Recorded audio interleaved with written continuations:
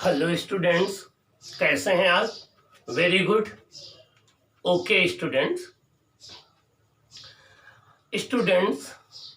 अभी आपका ये 9th क्लास है, जो कि सबसे अच्छा क्लास है, सबसे ओबीडियंट क्लास है, सबसे एनर्जेटिक क्लास है, सबसे स्मार्ट क्लास है। आपको अपना डेली के छोटे छोटे गोल बनाने हैं, डेली का टारगेट बनाना है और उसके अकॉर्डिंग अपनी पढ़ाई करनी है। चाहे वो साइंस की हो, चाहे वो मैथ की हो, चाहे वो बायोलॉजी की हो, चाहे वो हिंदी की हो, चाहे इंग्लिश की हो। जब आप टारगेट के अकॉर्डिंग अपनी पढ़ाई करेंगे, अपने गोल को अचीव करेंगे, तो आपको अच्छा लगेगा, आपका कॉन्फिडेंस आएगा। आने वाले समय में एक आप एक्सपर्ट बन जाएंगे उस सब्जेक्ट के, और आपको किसी तरीके का कोई टेंशन नहीं होगा। स्टूडेंट्स, आपकी इस 9th क्लास के जस्ट बाद आप 10th क्लास में आएंगे, वहाँ बोर्ड एग्जाम देंगे। 10th क्लास में आपको कई कॉम्पिटिटिव एग्जामिनेशन देने को मिलेंगे, जो आपके लिए स्कॉलरशिप डिसाइड करेंगे। जैसे आप 10th में जाएंगे तो NTSE का एग्जाम होगा, जिसको नेशनल टैलेंट सर्च एग्जामिनेशन बोलते हैं, जिसमें आपको 5000 की स्कॉलरशिप मिलेगी। अगर आप उसको क्वालिफाई कर लेंगे तो आप उसको जरूर क्वालिफाई करेंगे। आप ब्रिलियंट स्टूडेंट हैं, आप रेगुलर अपनी स्टडी कर रहे होंगे, तो आपको अभी से अपने लक्ष्य की ओर, अपनी मंजिल की ओर, अपने उद्देश्य की ओर, अपने लाइफ टाइम गोल की ओर बढ़ जाना है। क्योंकि आप में से कुछ को बैंक में जाना है, कुछ को IAS बनना है, कुछ को IPS बनना है, कुछ को डॉक्टर बनना है, कुछ को इंजीनियर बनना है, कुछ को आर्मी ऑफिसर बनना है, कुछ को NDA ऑफिसर बनना है, कुछ को नेवी में जाना है। सबके अपने अपने कैरियर हैं, अपने अपने गोल हैं। उस गोल को आपको जरूर अचीव करना है। जब आप उस गोल को अचीव करेंगे तो आपको लगेगा कि हाँ, हमारी स्टडी का रिजल्ट अब मिला। आपको अच्छे से, रेगुलरिटी से, पंक्चुअलिटी से अपने पढ़ाई में लगे रहना है। आखिर आपको अपनी जिंदगी बदलनी है ना, आपको दूसरों के लिए काम करना है ना, आपको जीवन में आगे बढ़ना है ना, तो जरूर आपको अच्छे से अपनी स्टडी को करते रहना है। आइए अब हम स्टार्ट करते हैं अपनी स्टडी को। स्टूडेंट्स, इसके प्रीवियस क्लास में हम लोग साउंड वेव की स्टडी कर रहे थे। आपको पता है कि साउंड एक मैकेनिकल वेव होती है, जिसके लिए मीडियम की रिक्वायरमेंट होती है। बिना मीडियम के साउंड नहीं चल सकती है, वैक्यूम में नहीं ट्रेवल कर सकती है, मून पे नहीं ट्रेवल कर सकती है। मून पर एयर या मीडियम नहीं है, मून पर हम लोग बातें नहीं कर सकते हैं। मून पर अगर कोई एटम बम का एक्सप्लोजन होगा तो आपको नहीं सुनाई पड़ेगा। रीजन कि साउंड के चलने के लिए तो एक मीडियम चाहिए, एयर चाहिए, वाटर चाहिए, मेटल चाहिए, कोई ना कोई मीडियम जरूर चाहिए। ओके, तो ये बात आपको क्लियर हो गई कि साउंड कैसी वेव्स है, मैकेनिकल वेव्स है। कैसी वेव है बच्चों? मैकेनिकल वेव है। मैकेनिकल वेव किन्हें कहते हैं? जिनके चलने के लिए एक मटेरियल मीडियम की रिक्वायरमेंट होती है। और हमने ये भी डिस्कस किया था कि साउंड एक लॉन्गिट्यूडिनल वेव है। लॉन्गिट्यूडिनल वेव का मतलब ये हो गया कि जब साउंड किसी मीडियम में प्रोपेगेट करती है तो मीडियम के पार्टिकल वेव के चलने की ही डायरेक्शन में ऑसिलेट करते हैं अपनी मीन पोजीशन के अबाउट। मींस जो भी मीडियम के पार्टिकल होंगे वो अपनी मीन पोजीशन के about to and fro motion करते हैं। वो किधर? वेव के चलने की डायरेक्शन में। तो ये क्या है? एक लॉन्गिट्यूडिनल वेव है। तो साउंड एक लॉन्गिट्यूडिनल वेव है, साउंड एक मैकेनिकल वेव है। और हम लोगों ने इसकी फ्रीक्वेंसी स्टडी किया था, इसका टाइम पीरियड स्टडी किया था, वेवलेंथ स्टडी किया था, एम्पलीट्यूड स्टडी किया था। ये डिफरेंट टर्म्स हम लोगों ने डिस्कस किया था। आज का हमारा टॉपिक है, हम रिलेशन फाइंड आउट करेंगे। क्या करेंगे बच्चों? रिलेशन फाइंड आउट करेंगे। किसके बीच में? वेव स्पीड के बीच में, वेव लेंथ के बीच में और फ्रीक्वेंसी के बीच में। मींस हम फ्रीक्वेंसी, वेव स्पीड और वेव लेंथ के बीच में हमें रिलेशन फाइंड आउट करना है कि क्या रिलेशन होता है तीनों के बीच में। आइए हम देखें क्या रिलेशन होता है। Okay, relation between wave speed या speed of sound, frequency nu and wavelength of sound.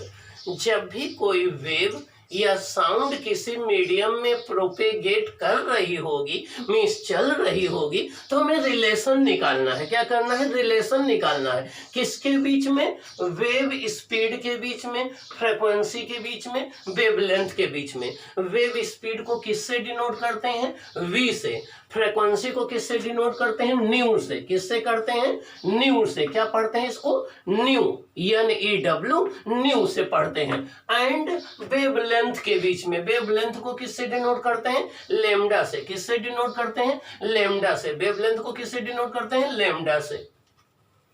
आइए सबसे पहले हम देखें speed of the sound wave क्या होती है। मींस जब भी कोई वेव किसी मीडियम में प्रोपेगेट कर रही होती है, जब भी कोई वेव, जैसे देखिए ये वेव है, ये मीडियम में देखो इस डायरेक्शन में प्रोपेगेट कर रही है, ये मीडियम इस डायरेक्शन में देखो चल रही है। तो जब भी कोई वेव किसी मीडियम में प्रोपेगेट कर रही होती है, तो वो यूनिट टाइम में जितनी डिस्टेंस ट्रेवल करती है उसको हम वेव स्पीड कहते हैं। क्या कहते हैं? वेव स्पीड कहते हैं। तो कैसे डिफाइन करेंगे आप? The distance traveled by sound wave per unit time is called wave speed or speed of the wave। किसी भी साउंड के द्वारा यूनिट टाइम में जितनी डिस्टेंस ट्रेवल की जाती है उसे हम क्या बोलेंगे? वेव स्पीड बोलेंगे। क्या बोलेंगे बच्चों?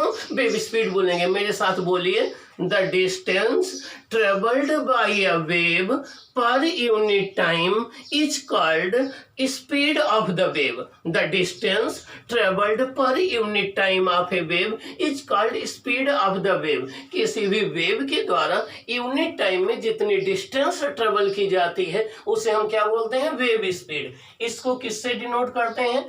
v से। किससे डिनोट करते हैं? v से।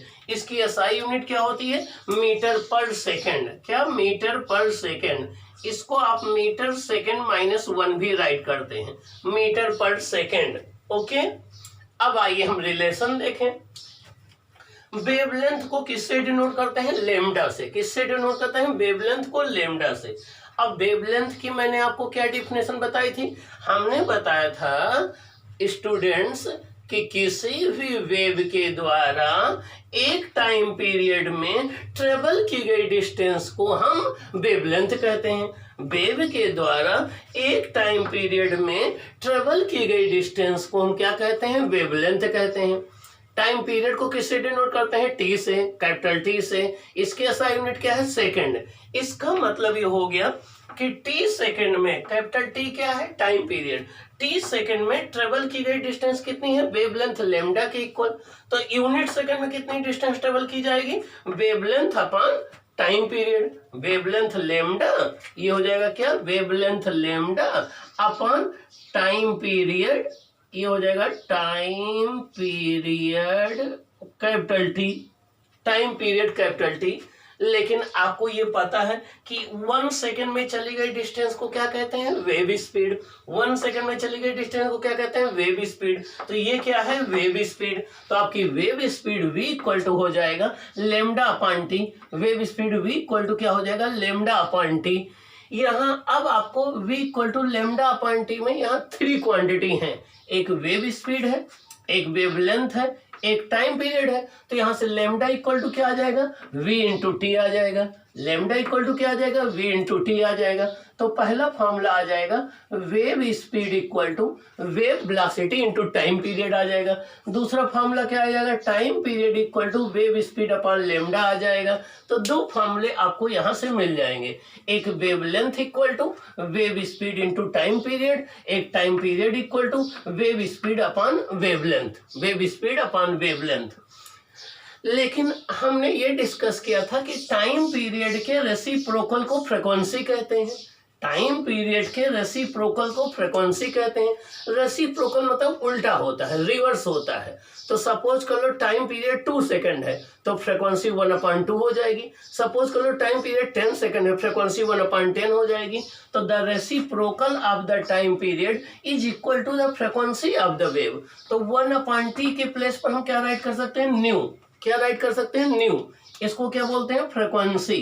क्या इसको रीड करते हैं? न्यू। इसका सिंबल क्या है? न्यू। यहाँ वी बना करके थोड़ा टेढ़ा कर देते हैं तो ये न्यू बन जाता है। अब आप देखिए तो क्या हो जाएगा? v equal to nu lambda. क्या हो जाएगा? v equal to nu lambda means wave speed equal to हो जाएगा frequency into wavelength. Wave speed equal to आ जाएगा frequency into wavelength. Wave speed equal to आ जाएगा फ्रीक्वेंसी इंटू वेवलेंथ। तो यहाँ से रिलेशन आ गया wave speed equal to frequency of the wave into wavelength. तो ये आपका रिलेशन आ गया। आइए देखिए, ये कोई एक वेव है। देखिए ये आपका एक्स एक्सिस के लॉन्ग चल रही है। हमने जब भी साउंड वेव किसी मीडियम में प्रोपेगेट करती है तो उस मीडियम में प्रेशर और डेंसिटी चेंज होती है। जब भी साउंड वेव किसी मीडियम में प्रोपेगेट करती है तो उस मीडियम में आपकी उस मीडियम का प्रेशर और डेंसिटी चेंज होता है। तो देखिए ये कोई साउंड वेव है, हमने प्रेशर, ये प्रेशर आपका P है, प्रेशर आपका P है और डेंसिटी आपकी रो है। डेंसिटी को रो से डिनोट करते हैं, प्रेशर को P से डिनोट करते हैं। तो हमने प्रेशर और टाइम के बीच में देखिए ग्राफ प्लॉट किया है। ये कोई साउंड वेव है, देखिए मूव कर रही है। ये एक आपकी वेव ये हो जाएगी, कंप्लीट एक वेव ये होगी। ये आपका टाइम पीरियड है। वन टाइम पीरियड में देखिए लेमडा की इक्वल डिस्टेंस ट्रेवल कर रही है। हाफ टाइम पीरियड में लेमडा बाई 2 हो जाएगा। ये डिस्टेंस लेमडा बाई 2 हो जाएगी। ये टोटल डिस्टेंस लेमडा है तो ये आपकी लेमडा बाई 2 हो जाएगी। ये डिस्टेंस लेमडा बाई 2 हो जाएगी ये आपकी। तो टोटल ये वन टाइम पीरियड में देखिए लेमडा डिस्टेंस ट्रेवल कर रही है। तो हाफ टाइम पीरियड में लेमडा बाई 2 डिस्टेंस ट्रेवल करेगी। किस स्पीड से आ रही है? v स्पीड से। तो वेव स्पीड इक्वल टू हो जाएगा वेवलेंथ अपॉन टाइम। ओके, आपका स्पीड। अब नेक्स्ट पॉइंट क्या है? Speed of sound wave does not depend upon the frequency of the wave, it depends upon the nature of the medium. Sound की speed उसकी frequency पर depend नहीं करती है। डिफरेंट फ्रीक्वेंसी के साउंड सेम स्पीड से मीडियम में travel करती हैं। जैसे हम अगर एग्जांपल कहें, अभी आगे हम डिस्कस करेंगे, एक होती है ऑडिबल साउंड, एक होती है इंफ्रासोनिक साउंड, एक होती है अल्ट्रासोनिक साउंड। सबकी फ्रीक्वेंसी अलग अलग होती है, सब लेकिन मीडियम में सेम स्पीड से चलती हैं। तो किसी मीडियम में साउंड की स्पीड उसकी फ्रीक्वेंसी पर डिपेंड नहीं करती है। डिफरेंट फ्रीक्वेंसी की साउंड सेम स्पीड से चलती हैं। हाँ, नेचर ऑफ द मीडियम पर डिपेंड करता है, फिजिकल कंडीशन पर डिपेंड करता है। टेम्परेचर है, प्रेशर है, डेंसिटी है, इलास्टिसिटी है, इनर्शिया है, ये डिफरेंट प्रॉपर्टी होती है मीडियम की। जिस मीडियम से साउंड वेव जा रही उन पर डिपेंड करता है। तो जब तक आप मीडियम नहीं चेंज करेंगे तब तक साउंड की स्पीड नहीं चेंज होगी। तो साउंड की स्पीड मीडियम पर डिपेंड करती है, फ्रीक्वेंसी पर नहीं डिपेंड करती है। डिफरेंट फ्रीक्वेंसी की साउंड सेम स्पीड से चलती हैं। अब कभी कभी कैरेक्टरिस्टिक्स ऑफ साउंड की बात चलती है, कैरेक्टरिस्टिक्स ऑफ साउंड की बात चलती है। तो किसी भी साउंड को डिस्क्राइब करने के लिए या किसी भी साउंड को एक्सप्लेन करने के लिए हमें एक तो उसका एम्पलीट्यूड चाहिए कि उसका एम्पलीट्यूड कितना है, दूसरे उसकी फ्रीक्वेंसी या टाइम पीरियड चाहिए, थर्ड हमें चाहिए वेवलेंथ चाहिए। अगर हमें उसकी वेवलेंथ, फ्रीक्वेंसी और एम्पलीट्यूड पता है तो हम उस वेव को डिस्क्राइब कर सकते हैं, उसके विषय में हम बता सकते हैं, उसके विषय में हम डिटेल से बता सकते हैं। तो ये जो आपकी एम्पलीट्यूड है, वेव स्पीड है, वेवलेंथ है, इसको हम बोलते हैं कैरेक्टरिस्टिक्स ऑफ द साउंड। क्या बोलते हैं? Characteristics of the sound. Characteristics का मतलब होता है बेसिक प्रॉपर्टी। क्या? बेसिक प्रॉपर्टी, फंडामेंटल प्रॉपर्टी, ठीक ना, जिससे हम उस साउंड को डिस्क्राइब कर दें। तो एम्पलीट्यूड है, फ्रीक्वेंसी है, वेव स्पीड है, इनको हम characteristics property of the sound बोलते हैं। अगर ये हमें पता हो तो हम साउंड के विषय में डिस्क्राइब कर सकते हैं, साउंड के विषय में हम एक्सप्लेन कर सकते हैं। ओके, तो आपने ये देखा कि रिलेशन होता है wave speed equal to frequency of the wave into wavelength, v equal to nu lambda, v equal to nu lambda. अब यहाँ एक बड़ा इंपॉर्टेंट पॉइंट आपको डिस्कस कर दें। देखिए v equal to nu lambda है, तो यहाँ से v equal to nu lambda का मतलब ये नहीं हुआ यहाँ पर v प्रोपोर्शनल लेमडा होता है। क्या? V प्रोपोर्शनल लेमडा होता है, ठीक ना। लेकिन न्यू कांस्टेंट है, तो किसी भी वेव की फ्रीक्वेंसी उसके सोर्स पर डिपेंड करती है, जो सोर्स उस साउंड को प्रोड्यूस कर रहा होता है। जैसे इस समय मैं बोल रहा हूं तो मेरे मुंह से जो साउंड निकल रही है उसकी फ्रीक्वेंसी मुझ पर डिपेंड करेगी। ऐसे कोई वेल बज रही है तो उससे जो साउंड निकलेगी उसकी फ्रीक्वेंसी उस वेल पर डिपेंड करेगी। तो किसी भी साउंड वेव की फ्रीक्वेंसी या किसी भी वेव की फ्रीक्वेंसी उस सोर्स पर डिपेंड करती है जहां से वो प्रोड्यूस की जा रही, मीडियम पर डिपेंड नहीं करती है। तो मीडियम चेंज करने पर साउंड की फ्रीक्वेंसी नहीं चेंज होगी। हाँ, एनर्जी चेंज हो सकती है, स्पीड चेंज हो सकती है, ठीक ना, उसका एम्पलीट्यूड चेंज हो सकता है, एनर्जी चेंज हो सकती है, इंटेंसिटी चेंज हो सकती है, लेकिन फ्रीक्वेंसी नहीं चेंज होती है। तो जब भी साउंड एक मीडियम से दूसरे मीडियम में जाती है तो उसकी फ्रीक्वेंसी नहीं चेंज होती है, वेव स्पीड चेंज हो जाती है, वेवलेंथ चेंज हो जाती है, इंटेंसिटी चेंज हो जाएगी, एनर्जी चेंज हो जाएगी, लेकिन वेव स्पीड फ्रीक्वेंसी नहीं चेंज होगी। तो फ्रीक्वेंसी सोर्स डिपेंडेंट होती है, वेवलेंथ जो है मीडियम डिपेंडेंट होती है। ओके, तो ये रहा आपका वेव स्पीड में, वेवलेंथ में और आपका फ्रीक्वेंसी में रिलेशन। और यहीं पर अगर आप साउंड वेव के बजाय अगर आप लाइट वेव की बात करेंगे, किसकी बात करेंगे, लाइट वेव के लिए, तो लाइट वेव की जो स्पीड होती है एयर में उसको हम v से न डिनोट करके किससे डिनोट करते हैं, c से। तो वो हो जाएगा c equal to nu lambda. तो जब आप लाइट वेव के लिए फॉर्मूला अप्लाई करेंगे तो आप अप्लाई करेंगे c equal to nu lambda, जहां c क्या है, लाइट वेव की स्पीड है। c क्या है, लाइट वेव की स्पीड है। कितनी होती है, इसकी वैल्यू होती है 3 इंटू 10⁸ मीटर पर सेकेंड।